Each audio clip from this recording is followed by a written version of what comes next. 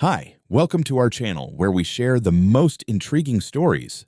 I built my dream home with my own hands, off-grid, sustainable, flawless. Then a forged court order arrived, giving me 72 hours before demolition. No warning, no due process, just lies, threats, and a smiling HOA tyrant. They picked the wrong architect to mess with. I wasn't expecting a ticking clock on my own house when I checked the mail that morning. There it was, an official-looking envelope stamped with a crimson municipal seal and a barcode. Not unusual for permits or code notices, but something about the formatting gave me pause. The envelope felt heavier, like it carried something more than routine bureaucracy. I stood on my porch, coffee in one hand, letter in the other, and slid it open with my thumbnail. The contents were direct and devastating. A formal court notice, allegedly, declaring that my home had been deemed a public danger and was to be demolished within 72 hours. The reasons listed: unstable foundation, risk of collapse, and potentially hazardous materials in the insulation. Attached were supposed engineering assessments, unsigned, and a copy of a court order allegedly issued by Judge Edward K. Moline. The stamp looked old school, ink faded, but the signature was bold. Too bold. I stared at it, the words starting to burn into my skull. Demolition. My house. 72 hours. To be clear, this wasn't just any house. This was my life's work. I had spent 3 years and $800,000 of my own savings designing and building this home myself. A geo-ecological structure, a hybrid between earthship and passive design, nestled on the far edge of Arroyo Ridge near the state. Nature preserve. I'd used recycled and renewable materials. The foundation had been inspected 6 times. It passed every check. I even taught architecture students about this damn place. I wasn't angry yet. Not then. I was still stuck on disbelief. I reread the court order 3 times. The font was off. The docket number had a typo. And Edward Moline's. Wasn't he retired? I didn't call the HOA. I called John Marcello, one of my oldest friends and a sitting civil court judge in Bernalillo County. He picked up on the 3rd ring, groggy. "Randy? You all right?" "John, quick question. You remember Judge Molines?" "Molines?" He scoffed. "Retired, what, 2 years ago? Why?" I took a breath. "I just got a demolition order on my home, signed by him. Claims to be from the county court. Says my home's a public hazard." Silence on the other end. Then, "Fax it to me. Now." 5 minutes later, he called back. "That's not an official seal. That stamp hasn't been used since before Molines retired, and that isn't even his signature. It's a Photoshop cut and paste. I'd bet my robe on it." I didn't respond. I was already walking back inside, digging out my camera and the portable scanner I used for design submissions. I scanned every page of the order, the so-called engineering report, even the envelope. Then I opened a second folder, my own files, pulling out the soil reports, structural integrity analyses, the city-issued permits, even the inspector's signed forms. All clean, all real. By that afternoon, I had gone full war mode. I filed a formal fraud complaint with the Albuquerque Police Department, citing forgery of a court order and impersonation of government authority. The officer at the station raised an eyebrow when he saw the papers. "You saying the HOA sent you this?" I nodded. Not only sent, they also included this. I handed over a folded notice from Arroyo Ridge HOA, stapled to the back of the demolition order. It read like a polite death threat. "Dear Mr. Sloan, please be advised that your home is a structural hazard to the community, and the Arroyo Ridge Estates HOA has petitioned the court for immediate removal. You have 72 hours to comply. Failure to act will result in the HOA petitioning for forced demolition at your expense. We appreciate your cooperation. Karen Boley, President?" The officer scanned the letter, frowned, and muttered, "This reads like they wrote it in the back of a Starbucks." By evening, I had backups of everything on 3 hard drives and uploaded to 2 cloud drives. I installed motion sensors on the perimeter and reactivated the external cameras I used during construction. Something told me this wasn't just a paperwork screw-up. Someone had deliberately tried to fake a legal order to force me off my own property. At night, I sat on my porch, beer in hand, watching the sunset pour over the canyon ridge. My house stood solid, silent, beautiful, a testament to patience and stubbornness. And now someone wanted it gone in 3 days. Not through a lawsuit. Not through condemnation, but through a cheap knockoff court order and a stapled note from some HOA thug named Karen. I smiled in the dark. They picked the wrong architect. The next morning, I didn't even get to finish my second cup of coffee before the circus showed up on my front gravel. A white SUV pulled into my driveway, smooth as a politician's lie. The doors popped open like synchronized dancers and out stepped Karen Boley, flanked by two men in neon yellow vests with Code Inspection Division slapped on the back like an afterthought. Karen looked exactly like the type of woman who would try to evict a cactus from a desert for nonconformity. Blonde bob, sunglasses too big for her face, clipboard in hand like a ceremonial scepter of HOA righteousness. "Mr. Sloan," she said, as if I were a misbehaving child. "We're here for the final inspection." I blinked. Final what? Inspection, as per the court order. Your property has been deemed structurally unsafe and hazardous. These gentlemen are from the county code enforcement. The two men with her gave me identical blank nods. One was chewing gum. The other looked like he'd never inspected anything more complex than a vending machine. I kept my voice even.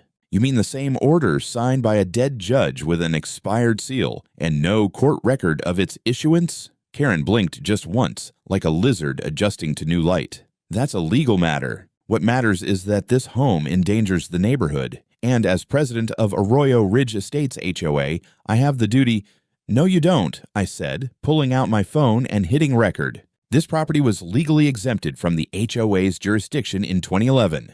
I have the filing. It was grandfathered out when the neighborhood association formed. You know that, Karen. You just hoped I didn't." She stiffened, lips twitching into a smug smile. "The zoning lines were adjusted in 2019. You're within the enforcement boundary now."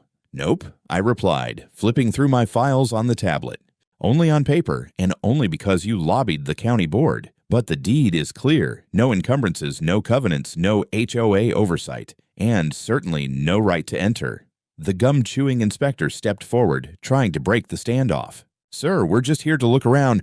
"Great," I interrupted. "Can I see your IDs and licenses, please?" That stopped him cold. The guy blinked, turned to his partner, who suddenly found the treetops fascinating. Our supervisor has them. We're subcontractors." "Subcontractors?" I asked. "For county enforcement." Karen stepped in, quick. "They're with a licensed third-party inspection firm authorized to act on the county's behalf." Name of the firm: Integrated Code Solutions. Never heard of them. I snapped a photo of their vests, then one of their truck. No logo. Just a dented Ford Ranger with a ladder strapped to the top. "Unless you have credentials and a warrant," I said, "you're trespassing. And impersonating a government official is a felony in New Mexico." Karen's veneer cracked just slightly. "You're being difficult for no reason." "No reason?" I pointed to the camera mounted above the porch. "You showed up with two unlicensed stooges and a forged court order yesterday, and now you think I'll just let you walk through my house like it's a bake sale." The gum chewer shifted on his feet. Maybe we should come back." Karen turned on them, her voice a hiss. "We're not leaving until we do our job." "I'll tell you what," I said. "You go ahead and do your job. At the police station, I've already filed a report. The officer I spoke with is expecting more documentation today. And hey, look, here you are, caught on video, unlicensed, attempting forced inspection. Hope you wore something nice." Her face turned crimson, but she didn't move. There was a long, brittle silence. Then she tried a different tactic. "You know, this could have gone a lot easier if you had just worked with us from the beginning." "Worked with you?" I laughed. "You mean cave to blackmail?" That finally did it. She spun on her heel, heels clicking like gunshots against my flagstone path. Her goons followed like disgraced mall cops. I watched them leave, recording the whole retreat on my phone. As their SUV disappeared down the hill, I let out a long breath and went back inside. I pulled up the file for Integrated Code Solutions. It didn't take long. Their business license had been revoked 6 months ago. They were operating without insurance, bonding, or any record of certified code officers. So Karen brought in fakes to do a fake inspection on the basis of a fake order for a house they legally couldn't touch. But they weren't going to give up. People like Karen didn't back down. They doubled down. I wasn't just some homeowner to them anymore. I was the one person who didn't roll over when they snapped their fingers. I called my lawyer. It wasn't just about me anymore. After Karen's fake inspection stunt, I spent the rest of the day in my home office surrounded by blueprints, court filings, zoning maps, and a strong pot of coffee. I was an architect, not a detective, but one thing I'd learned designing buildings for 25 years: patterns don't lie. The bogus demolition order had a signature from Judge Moline, a judge who retired 2 years ago. That much I already knew, but something about the layout of the order, the phrasing, the formatting of the case number, it all felt familiar, like a template. That's when it hit me. This couldn't have been a one-time thing. I reached out to an old client of mine, Victor Alvarado, a city planner who now worked with the Bernalillo County Assessor's Office. He owed me a favor from a project I helped him untangle years ago. When I told him the situation and what I was looking for, he didn't hesitate. By that evening, Victor had sent me a batch of files. They weren't hard to get, public records, but you needed to know what to look for. 5 properties, all within 5 miles of mine, all condemned under emergency court orders allegedly signed by Judge Moline. All homes had been labeled as structurally compromised due to vague engineering concerns, foundation instability, risk of materials collapse, toxic mold contamination. Same language, same font, same signature. All 5 homes were demolished within 3 to 10 days of notice. And here's the kicker. Within a month of demolition, each property had been quietly transferred to Arroyo Ridge HOA through shell LLCs and then resold to the same developer group. I recognized the name, Sandia Concepts LLC. They were the ones trying to buy my land 2 years ago. I told them to go to hell back then. Apparently, that made me a long-term problem. I sat back in my chair, heart pounding. This was big. Not just fraud, not just a neighbor dispute. This was a coordinated land grab, and Karen was smack in the middle of it. I started digging into the former homeowners, found 3 of them through Facebook and community forums. One had passed away, a Vietnam vet named Harold Green, whose house was leveled during a public safety removal while he was hospitalized for a stroke. The second was a widow named Charlene Webb, wheelchair-bound and living in a trailer on the edge of town after losing her home. She thought she had no case. No lawyer would take her side back then. I drove out to meet her the next day. She lived in a sun-bleached single-wide with a patched-up awning and 2 yapping dogs. Charlene was in her 60s, sharp as a scalpel and twice as bitter. They told me my house was about to collapse, she said, sipping sweet tea from a cracked mug. Said they had court orders and everything. They gave me $5,000 and told me I'd be liable for damages if I didn't sign. Did you ever see the judge in person? I asked. Nope, just papers. All official looking. I tried calling the court once, but they bounced me around departments till I gave up. And then they bulldozed it. She showed me the documents. Identical formatting, same damn fake signature. Even the county seal was pixelated, clearly printed from a cheap scan. I promised her I'd do something with this. On the way home, I called John Marcello, told him everything. He didn't say much, just listened. Then he asked me to forward everything I had. Files, documents, recordings, addresses, timelines. I think, he said, we've got the makings of a RICO case. Back at my place, I triple backed up my files and stored them on an encrypted drive. I started building a dossier. Names, addresses, timestamps, ownership transfers, corporate ties. Sandia Concepts was owned by 3 different shell companies, all connected through mailing addresses in Nevada. But the same P.O. box kept showing up, registered to Karen Boley Properties LLC. Unbelievable. She wasn't just a power-drunk HOA president. She was flipping stolen land through dummy companies.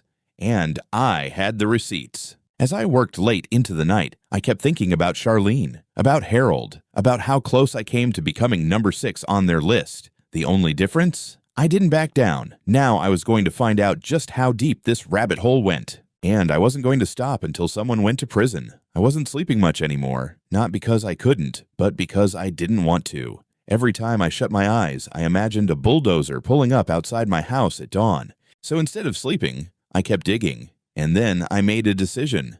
It was time to go public. The documents I had collected were damning. Forged judicial orders, fraudulent inspections, manipulated property transfers, all coordinated under the nose of a supposed neighborhood association. I compiled everything into a 67-page dossier, complete with scanned signatures, timestamps, real estate records, and maps tracing the ownership trails from condemned homes to shell corporations. Then I called Linda Kreider, the assistant district attorney for Bernalillo County. We'd met once before at a lecture I gave at the university on sustainable zoning. She wasn't the warm and fuzzy type, but she listened. More importantly, she understood legal mechanics. I gave her the highlights over the phone and asked for 10 minutes in person. She gave me 30. We met in a plain county office with humming fluorescent lights and stale coffee. I handed her the printed dossier. She didn't ask for a summary, just started flipping through it, her eyes narrowing with every page. When she got to the demolition orders, she looked up. "These signatures are cut from a scan." I nodded. From a 2016 traffic injunction signed by Molines, I found the original. They cloned the signature in Photoshop. Linda leaned back, staring at the ceiling tiles. Jesus. And the properties all end up in the same hands? Through 3 layers of shell companies, yes, but they tie back to a single mailing address, Karen Bowley's LLC. She let out a low whistle. You know what this is, right? Fraud in furtherance of a conspiracy, possibly racketeering, and if those inspectors she hired were pretending to be state officials, impersonation of public servants, I added. Linda smiled for the first time. "Oh, looks like you did half the job for us." "I'd rather not do the other half," I said, "but I'm not going to sit around while they keep gutting my neighborhood." By the end of the meeting, she agreed to open a preliminary investigation.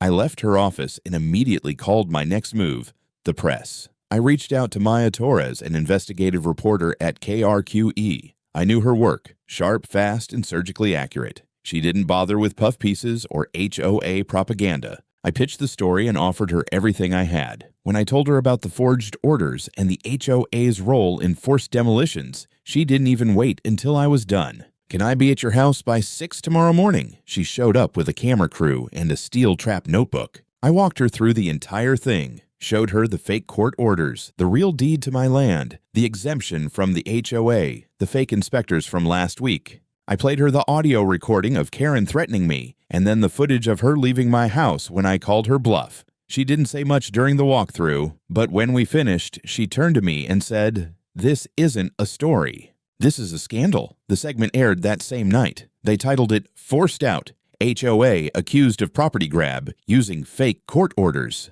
Karen's face, taken from the footage I gave them, appeared on screen with the words "under investigation" in bold red beneath it. The report was clean, factual, and brutal. And then the neighborhood exploded. My phone started ringing off the hook. Neighbors I hadn't spoken to in years. Former students. Even a city council member who had voted for the zoning change that allowed Karen's little empire to expand. Everyone wanted to know the same thing.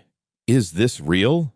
It was. A day later, I got a package in the mail. No return address. Just a small padded envelope with a USB drive inside. I scanned it for viruses, then opened the files. There were PDFs, dozens of them, HOA board meeting minutes, emails between Karen and a legal consultant, payment records from Sandia Concepts to Bowley Properties, and one final email that made my stomach twist, a message from Karen to someone named Travis Y., titled List of Non-Compliant Properties. My name was third. The others, all gone. I called Linda Kreider that same night and delivered the drive in person. Then I locked my doors, checked my cameras, and waited, because now I knew too much. And people like Karen, they didn't just lie. They cleaned house. I knew there'd be pushback. You don't torch a corrupt little kingdom on live TV and expect them to send muffins. But I'll admit, I didn't expect them to go full Soviet within 24 hours. The next morning, just as I was finishing a site sketch for a new passive design workshop, I noticed a sheriff's cruiser idling outside my gate. No lights, no siren, just sitting there like a stray dog sniffing out tension. I stepped outside. 2 deputies walked up, both in tan uniforms with sun-faded patches. The older one looked apologetic before he even said a word. "Mr. Sloan." "That's me." He held up a folder. "We're here to serve you a temporary restraining order filed by Arroyo Ridge HOA. You're not to have any contact with Karen Bowley or any members of the board." I stared at him, then opened the folder. It wasn't just a no-contact order. It was a request for a gag order accusing me of public defamation, malicious harassment, and my favorite, unauthorized media collaboration. "Are you kidding me?" I said. The deputy gave a half shrug. "You'll have a chance to respond in court. This just keeps things civil in the meantime." Civil. Sure. They'd filed it in municipal court, not county, the kind of court where HOA lawyers knew the judge from holiday mixers. A cheap procedural ambush. I wasn't barred from speaking to the press, but the HOA was trying to create a paper trail. They wanted me to look unhinged, aggressive, unstable, a guy ranting about conspiracies and forging evidence. Unfortunately for them, I wasn't just angry. I was prepared. As soon as they left, I called John Marcello, who was already tracking the case through his own judicial grapevine. He confirmed what I suspected. The judge who signed the temporary order was the same one who'd approved a string of HOA-enforced citations in the last year. Small court, friendly circles. "Send me the order," John said. "We'll get it tossed." In the meantime, I wasn't going to play defense. I forwarded the new development to Maya Torres, the journalist. She was already digging into Karen's LLCs and was delighted by the escalation. "You know," she said, "it's almost like they're trying to make themselves look guilty." The next morning, the HOA fired another shot. This time, it wasn't subtle. As I left for the grocery store, I noticed a flyer posted to every mailbox on my street. Bold red letters, "Is your neighbor safe?" Randall Sloan is under investigation. HOA officials urge caution. Report all violations. Help keep Arroyo Ridge safe. They even included a phone number to an anonymous Neighborhood Watch tip line. It rang to a burner voicemail. My name was now officially the local boogeyman, but I wasn't rattled. I was pissed. I went home, made a pot of the strongest coffee I had, and got to work. First, I compiled every incident, from the forged demolition order to the unauthorized inspectors, the flyer campaign, even the gag order attempt. Then I filed a formal complaint with the New Mexico State Bar against the HOA's legal counsel, citing abuse of process and malicious prosecution. Next, I dropped off a notice of counterclaim at the courthouse. My lawyer, Kendra Lee, drew it up overnight. It was a scorched earth filing, civil harassment, libel, property interference, attempted fraud, and conspiracy to deprive me of rightful possession. We attached every document, every screenshot, every audio clip. And while they tried to gag me, Maya kept talking. Her second segment aired that night. This one featured Charlene, the widow forced out of her home, sitting in her trailer, telling the camera exactly how Karen's inspectors had scared her into leaving. Then it cut to court records, showing how her property was sold to a developer 3 weeks later. The broadcast closed on my house, the same one they wanted gone in 72 hours. Still standing, floodlit, with a camera on every corner. Then came the anonymous threats. Voicemails with scrambled voices. "You should have just left." Emails saying I was ruining the community. One text simply read, "TikTok." I reported it all to the police. The responding officer didn't look surprised. "You've rattled some cages, sir." "You think?" I said. "Wait till they see what's next." I had just received a notarized affidavit from a former employee of Integrated Code Solutions, the fake inspection firm Karen used. He'd seen the forged documents, helped stage the phony evaluations, and got fired when he started asking questions. He was ready to testify. The case was shifting. The HOA wasn't just losing control, they were starting to panic. When the feds got involved, everything changed. It started with a call from Ada Linda Creeder, crisp and unsentimental as ever. "Your affidavit just opened a door, Randall. We've got enough for formal referrals. FBI's taking over parts of the investigation, interstate wire fraud, forged federal documents, racketeering. Hope you're ready." Ready. I'd been waiting.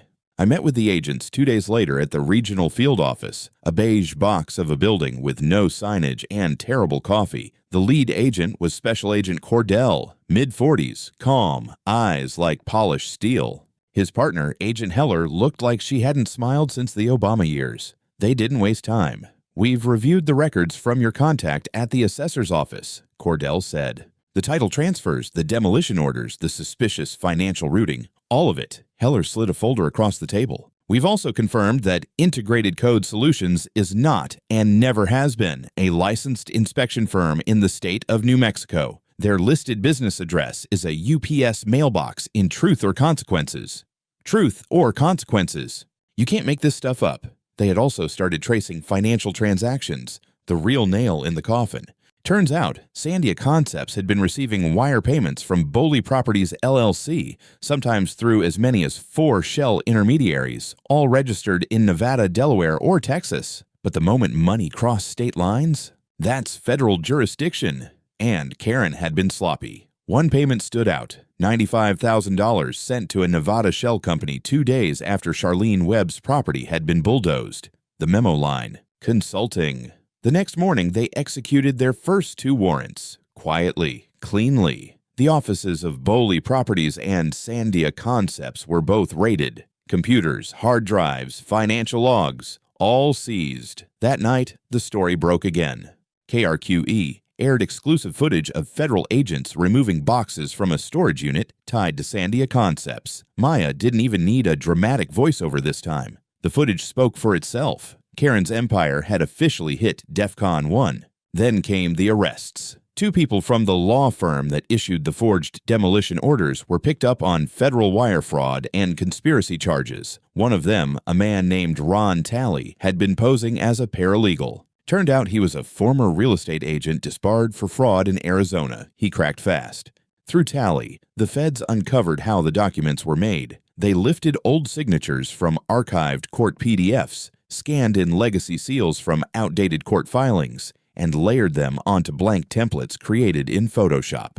The final documents were printed on generic legal stationery and hand-delivered in plain envelopes, like a pizza coupon with a felony on it. Meanwhile, Karen had gone underground. She stopped showing up to HOA meetings, claimed health reasons, and started communicating through a representative, a guy named Travis Yates, who was conveniently listed as a managing partner at one of the Nevada shells. He was arrested 3 days later at the Albuquerque Sunport trying to board a flight to El Paso. One-way ticket, no checked baggage. Federal agents found a burner phone, $38,000 in cash, and a hard drive full of encrypted files in his carry-on. His lawyer claimed it was a business trip. Sure, and I moonlight as an arsonist. Back in Arroyo Ridge, the HOA board was unraveling fast. At least 2 other board members resigned, citing legal fatigue and family emergencies. One of them, a man named Don Walston, reached out through his attorney and offered full cooperation in exchange for immunity. He had the meeting minutes, all of them, including the ones marked confidential, where Karen had proposed a target list of homes on the HOA border zones for reclamation and redevelopment. Target list, their words. I watched it all unfold from my front porch, same spot where I first opened that demolition order, except now, the threat wasn't me losing my house, it was Karen losing everything. And I was just getting started. Court days are long. Court days when the future of a criminal HOA empire is on the docket, they feel biblical. The preliminary hearing for State of New Mexico versus Boley et al. Was scheduled in the downtown Albuquerque courthouse, a building with gray walls, gray carpet, and the emotional tone of a DMV that smells like sweat. Still, I showed up early. Front row, fresh coffee, clean shirt. I wanted a clear view when the dam broke. Karen finally appeared, escorted by 2 federal agents. Her expression was sour steel, like she'd practiced in the mirror and landed somewhere between arrogant denial and barely suppressed panic. Her lawyer, some big-name suit from Santa Fe, stood ramrod straight beside her, radiating billable hours and desperation. The prosecution opened with precision. Linda Kreider took the floor, laying out the key allegations in calm surgical strokes. She outlined 5 instances of fraudulent demolition orders, each tied to shell transfers and backroom sales. She presented the financial records, the affidavits, and the burner phone data pulled from Travis Yates' seized laptop, which revealed encrypted email chains between the HOA board and the shell companies used to launder ownership.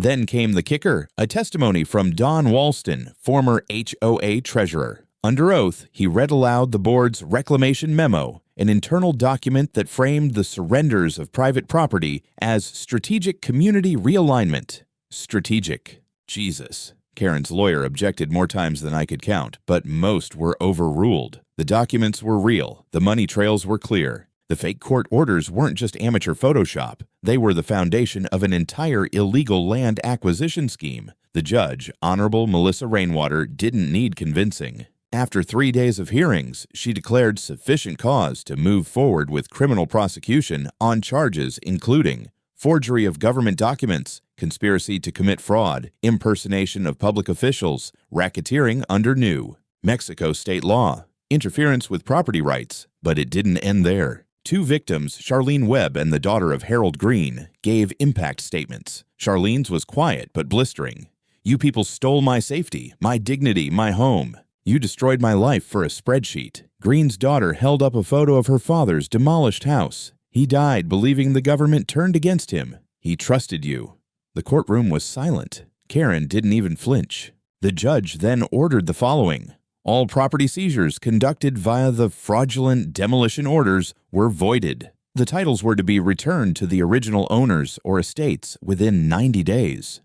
A court-appointed trustee would oversee the forced liquidation of all HOA assets, including the corporate shells linked to Boley and Yates. Karen Boley, Travis Yates, and Ronald Talley were all formally indicted on felony charges. As the hearing wrapped, a final motion came from Linda Kreider. She requested temporary federal receivership of Arroyo Ridge Estates HOA, citing imminent risk of continued fraud and financial mismanagement. Granted. Within the hour, HOA operations were frozen, all bank accounts locked, all correspondence rerouted to a court-appointed custodian. Karen was placed under house arrest with an ankle monitor and forced to surrender her passport. The judge also approved a civil restitution fund. Current assets from the HOA and its subsidiaries would be pooled to begin compensating victims. Total initial estimate of restitution, $3.2 million. I stepped outside the courthouse and felt something I hadn't in weeks. Sunlight without paranoia. A reporter shoved a mic in my face. "Randall, any comment on the hearing?" "Just one," I said. "Don't mess with architects. We build things that last." It's been 6 months since the storm passed. Karen Boley pled no contest to 3 felony charges in exchange for a reduced sentence. She's now serving 18 months in a minimum security facility and facing personal civil suits from nearly every homeowner she tried to evict. Travis Yates cut a deal with the feds. He handed over full account access, email backups, and internal HOA correspondence in exchange for immunity in federal court, but the state wasn't as forgiving. He'll be lucky to avoid probation with an ankle bracelet. As for Ronald Talley, last I heard, he was cooperating with investigators in Arizona. Apparently, HOA fraud was just his warm-up act. The HOA itself no longer exists. Arroyo Ridge Estates was officially dissolved by court order. The former assets were liquidated. The clubhouse, the security patrol office, really just a glorified tool shed, the community vehicles, all sold to help repay victims. In its place, the neighborhood now falls under standard municipal governance. No dues, no fines, no Karen. The restitution fund, $3.2 million and counting, was distributed among the victims. Charlene Webb used her settlement to move into a small adobe cottage near Old Town. She invited me over for tea last month. Her dogs still bark at anything that moves, but now she smiles when they do. I helped Harold Green's daughter file a claim through the court-appointed trustee. She used the money to buy back the land her father lost. She planted a sign on the edge of the lot. It reads, "This property is not available for acquisition. Ever. As for me, I'm still in my home, still surrounded by cedar beams, solar panels, and reclaimed adobe that I built with my own hands. The walls haven't shifted an inch. The structure's as solid as ever, unlike the lies they tried to use to tear it down. I started a YouTube channel. It's small, but growing. I talk about sustainable design, the legal traps of HOAs, and the quiet tyranny of petty bureaucracy. I get emails from people all over the country, homeowners being bullied, pressured, or tricked by their own associations. I can't help all of them, but I try to give them a place to start, a blueprint, so to speak. I installed a new sign next to my front gate. It's mounted on weathered steel, sunk deep into the ground, welded in place. It reads, "This property is not subject to any HO. Attempts to enforce non-existent authority may result in legal action. Trespassers will be photographed, documented, and possibly featured on my channel." And below that, smaller, smile. You're being held accountable because in the end, justice isn't loud, it's deliberate.